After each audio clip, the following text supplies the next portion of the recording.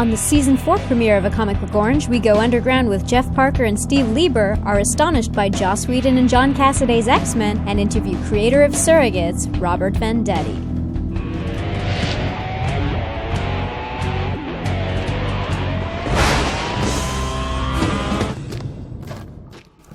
Reading Jeff Parker and Steve Lieber's new comic Underground really got me into the spirit to go spelunking.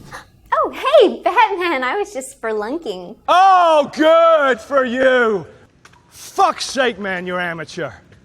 Underground is a new adventure series following park rangers and recently new lovers Wesley and Seth, whose duty to preserve the wildlife of a cavern system brings them into violent conflict with a greedy businessman. Writer Jeff Parker spends a lot of the first issue adding depth and believable insecurity to the characters, but it does get a little melodramatic. In the second issue, however, his plot is in full swing and it's all about the suspense. The art does a great job telling the story, with Eisner Award-winning artist Steve Lieber communicating so much through his illustration of facial expressions, and Ron Chan's excellent colors selling the cave look, though the unorthodox lettering can be a little distracting. You can grab the first issue today, and while it spends a lot of its time establishing the premise, next month's issue will hit the ground running. We give it 3 out of 5 oranges. Also coming out this week, DC Comics finishes its weekly series Wednesday Comics that combine big-name creators with characters on large one-page comics. It's been a grab bag of gorgeous work and fun tales. Worth the $4 an issue, we give it 4 oranges. Marvel collects all of Joss Whedon and John Cassaday's masterpiece run on Astonishing X-Men into an omnibus edition. This is the perfect superhero comic for everyone. It's pricey, but there must be someone you can gift this gem to. Perhaps yourself? It deserves the full 5 oranges. And finally, Dark Horse Comics Zero Killer number 5 hit stores this week. Set in an alternate universe where a nuclear war took place in the 70s, it's a post-apocalyptic tale of ultraviolence and intrigue among the ruins of New York. Fine art, fine twists, but something just keeps us from wanting to buy it. It's perfectly average with 2.5 oranges.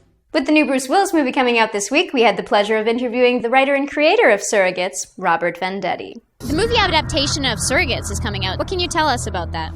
It's just been an extraordinary experience. You know, it comes out September 25th. It stars Bruce Willis. Just from visiting the set and reading the screenplay and all those kinds of things, I'm really happy with what they've done. They've retained all the subtext and the themes of the story and not really having any reference for how films are made. When I visited the set and I saw the enormity of the production, it was just stunning to me that all these people were involved in bringing something to the screen that I had written, from the caterers to the set builders and all those kinds of things. So I just really take it as a great compliment that people would want to invest their time and effort in something like that. The new book, Surrogates Flesh and Bone, is a prequel to the first book. It's set 15 years before that.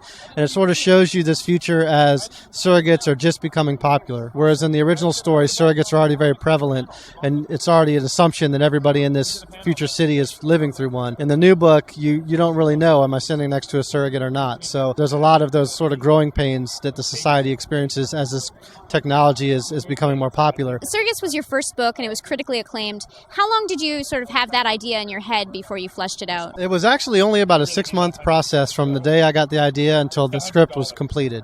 But actually bringing it to the page and publishing the book took about another 2.5 years beyond that. So from the day I thought of it to the day I finished writing it, about 6 months. From the day I thought of it to the day the first issue was actually in print was about 3 years. Do you have any advice for new writers trying to make it in the industry? Really, you just have to take advantage of any opportunities that come your way. For me, I started out working in the publisher's mailroom, knowing I wanted to be a writer, but I saw that as an opportunity where I could get into the industry, get around like-minded people, see how it works on the business side and learn some of the nuts and bolts. Whatever way you can try to get involved, you should absolutely capitalize on that, because as a writer, you're asking an editor to sit down and read all these lines of text on a page, and that's a lot more for someone to do whose time is already pretty scarce. So anything you can do to sort of make it so that they'll be more willing to read your stuff, you absolutely need to do that. Well, that's it for this week. When you're not watching A Comic Book Orange, interact with us on Twitter and Facebook, or leave us comments. We love that shit. And I'll see you next week for another new episode of A Comic Book Orange. I'm simply wild about my good cocaine.